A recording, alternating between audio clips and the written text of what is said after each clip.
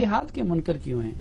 میں تو کبھی جہاد کا منکر نہیں رہا. میری کتاب مقامات میں دیکھیے آپ، میں نے اس کی تفصیل کی ہے. میری کتاب میزان میں ایک پورا باب قانون جہاد کے عنوان سے ہے.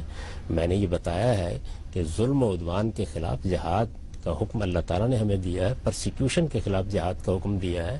یہ ہماری شریعت کے احکام میں سے ایک حکم ہے. وہ کون سا دن ہے جب میں نے اس کا انکار کیا ہے؟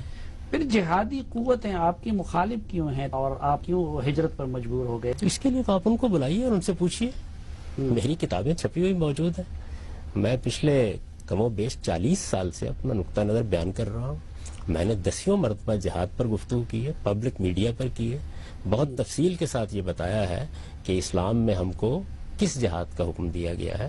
یہ بتایا ہے کہ ظلم و عدوان کے خلاف ہم جہاد کریں گے، پرسیکیوشن کے خلاف جہاد کریں گے. اس کے کچھ شرائط ہیں، اس کے حدود ہیں.